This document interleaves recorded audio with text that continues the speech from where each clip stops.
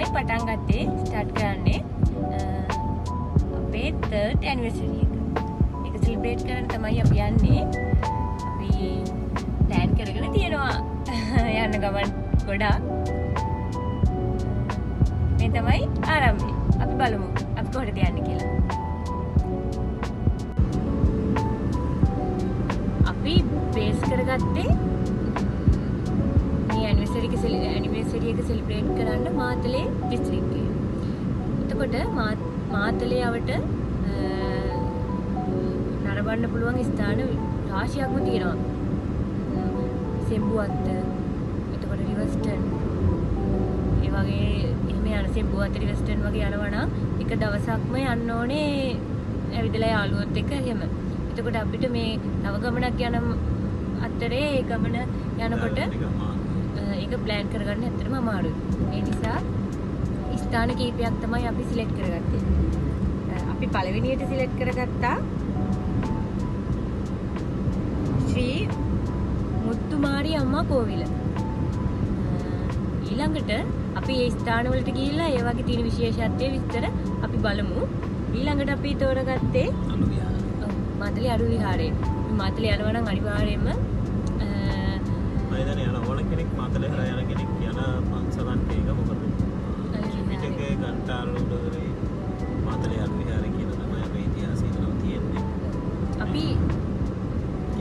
අපි ගිහිල්ලාම බලමු. අපි තව ස්ථානයක් සිලෙක්ට් කරගෙන තියෙනවා. එන ගමන් යන්නේ අතරමඟ මෙයා කියන්නේ මෙතන ගැන. ඒ නිසා මම ඒක සීක්‍රට් එකක් විදිහට තියාගත්තේ කියන්නේ නැතුව ඉන්න. ඒ වුණාට ඒක කියන්න ඕනේ කියලා ඒක කටේ මුමුණනවා. ඉතින් ඒ හින්දා යාටම කියන්න දෙමු අපි කොහෙටද ඊළඟට යන්නේ කියලා. අපි ඊළඟට යන්න බලාපොරොත්තු වෙන්නේ ලංකාවේ හරි මැද කියලා තමයි අපිට ආරංචි උනේ. ආරංචි උනේ නෙවෙයි. ඒක ඇත්ත. මේ ලංකාවේ හරි මැද ස්ථානය නාලන්දා ගෙඩිගේ. නාලන්දා ගෙඩිගේ කියලා තමයි එතන හඳුන්වන්නේ. අපි එතනට ගිහිල්ලා බලන්න හිතුණා මොකද ලංකාවේ මැදනේ හරියට. අපි හරි ආසාවෙන් එතනට ඉන්නේ වැඩියෙන්ම මෙයා. මොන වගේ ප්ලේස් එකක්ද දන්නේ නැහැ. මම අතරම ඒකට වැඩි අවදානයක් නැහැ. අපි ගිහිල්ලා බලමු.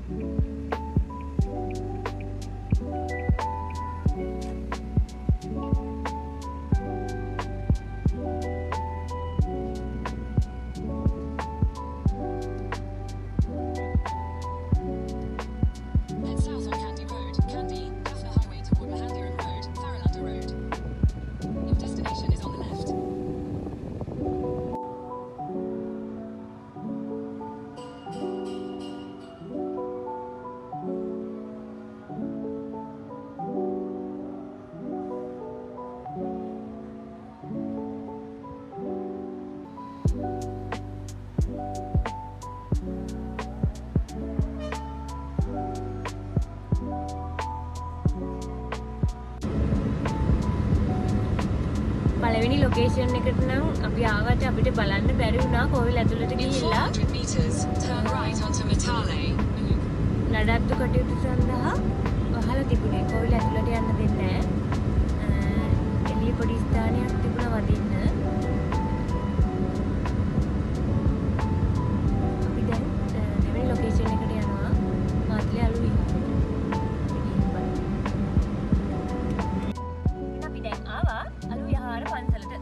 කොතනින්ද යන්නේ? එහා පැත්තේ ඉන්නේ. දැන් පවුරක් තියෙනවා. හරිම ලස්සනයි. බෞද්ධ ඉතිහාසයේ වැදගත් තැනක් හිමිවන අලු විහාරයේ පන්සලට තමයි අපි දැන් ඇවිල්ලා ඉන්නේ.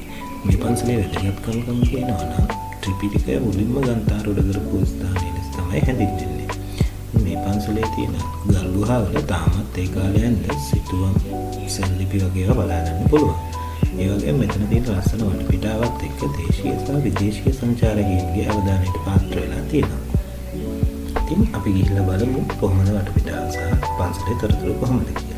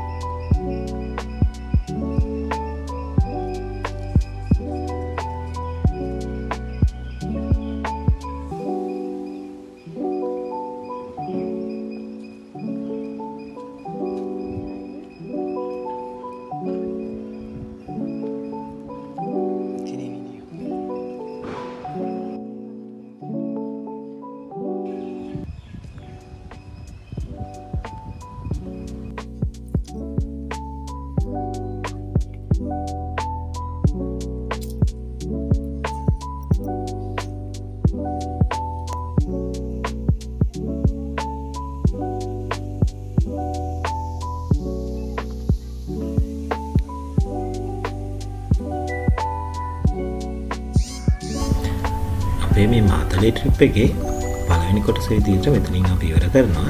අපි ඊළඟට කොහෙද යන්නේ කියලා බලාගන්න අපිත් එක්ක එකතු වෙලා ඉන්න. අපි චතු and Shashi Diaries. Bye.